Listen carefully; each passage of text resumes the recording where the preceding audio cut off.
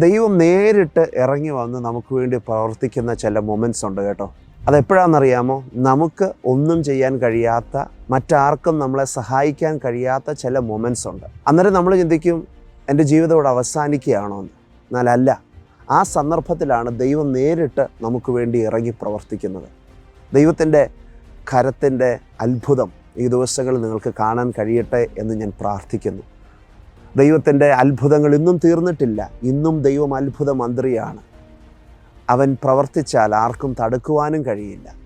അപ്പം നമ്മുടെ ജീവിതത്തിൻ്റെ ചില ഫൈനൽ മൊമെൻറ്റ്സിൽ നമ്മൾ വന്ന് നിൽക്കുമ്പോൾ, അതായത് ഇനി മുമ്പോട്ട് ഭാവിയില്ല, ഇനി മുമ്പോട്ട് വഴിയില്ല എന്ന് തോന്നുന്ന ചില സന്ദർഭങ്ങളുണ്ടല്ലോ, അവിടെ ദൈവം നേരിട്ട് ഇറങ്ങി പ്രവർത്തിക്കുമെന്നുള്ള ഒരു സന്ദേശമാണ് ഇന്ന് ഞാൻ നിങ്ങളോട് പങ്കിടാൻ ആഗ്രഹിക്കുന്നത്.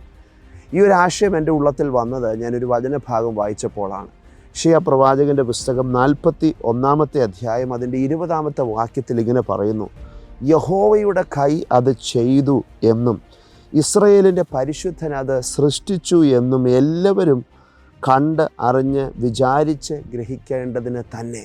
അപ്പം നമ്മുടെ ജീവിതത്തിൽ ദൈവത്തിന് ചിലത് സൃഷ്ടിക്കാൻ കഴിയും. ഞാൻ മുമ്പ് പറഞ്ഞതുപോലെ ദൈവത്തിന് നേരിട്ട് ഇറങ്ങി പ്രവർത്തിക്കാൻ കഴിയും.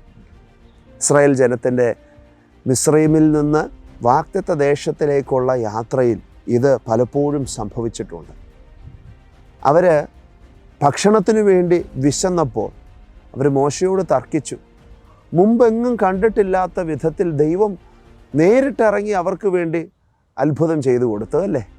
ഉയരത്തിൽ നിന്ന് ദൈവം മന്ന അവർക്ക് പൊഴിപ്പിച്ചു കൊടുത്തു, കാടപ്പക്ഷിയെ കൊടുത്തു. അങ്ങനെ ആ യാത്രയിലുടനീളം മനുഷ്യബുദ്ധിക്ക് അപ്പുറത്തുള്ള കാര്യങ്ങളാണ് ഇസ്രായേൽ ജനം കണ്ടത്. മറ്റാർക്കും ഇതുവരെ ദൈവം ചെയ്തിട്ടില്ലാത്ത ചില സൂപ്പർ നാച്ചുറൽ മിറക്കിൾസ് ദൈവം തൻ്റെ മക്കൾക്ക് വേണ്ടി ചെയ്തു. ആ ദൈവം ഇന്നും പ്രവർത്തിക്കാൻ ശക്തനാണ്. ആ ദൈവത്തിൻ്റെ പ്രവർത്തികൾക്ക് ഇന്നും അവസാനമില്ല. ഇന്നും ദൈവം പുതിയ കാര്യങ്ങളെ സൃഷ്ടിക്കാനും ഇനി ആരും കേട്ടിട്ടില്ലാത്ത വിധത്തിലുള്ള അത്ഭുതങ്ങൾ ചെയ്യാനും കഴിയും. നമുക്ക് ഒരുമിച്ച് വിശ്വസിക്കാം. അത്ഭുത സാക്ഷ്യങ്ങൾ ഈ വരുന്ന ദിവസങ്ങളിൽ ദൈവം നമുക്ക് വേണ്ടി ഒരുക്കി തരും.